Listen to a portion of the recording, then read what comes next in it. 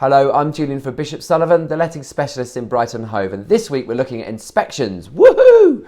I'll try to be excited. Now, your tenant's passed referencing, paid the funds due, and has moved in and is bound by the terms of the contract, for example, reporting maintenance issues. So why should you bother visiting your property during the tenancy? Now, yesterday, a landlord called us seeking help. Her tenant moved in 14 months ago.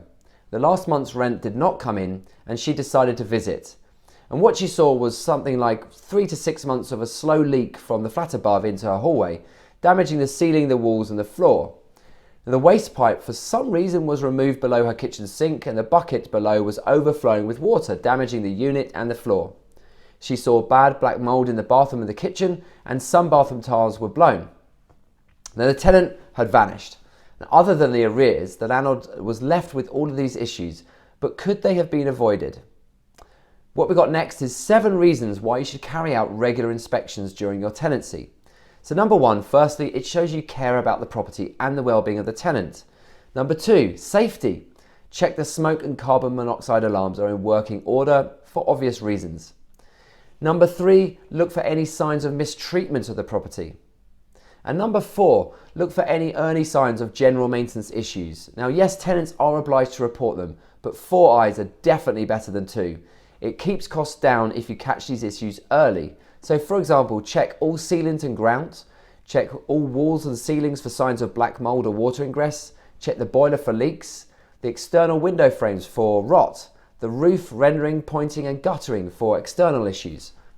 Number 5, look for any pets presence which breach the terms of the tenancy agreement, the head lease or the insurance policy.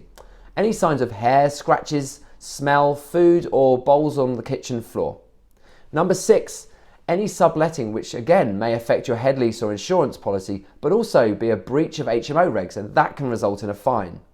Check for names on letters on the way in, count toothbrushes, look for excess clothing, and is the sofa being used as a bed? Telltale sign.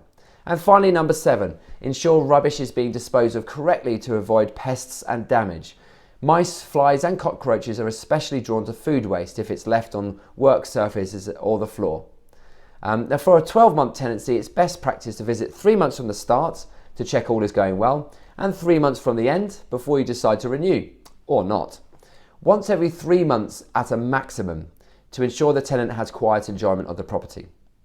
Now, by carrying out regular checks, you'll be able to keep your tenants safe and reminded of their obligations, as well as reducing expenditure by resolving maintenance issues before they take hold, and that is why you should visit your property regularly.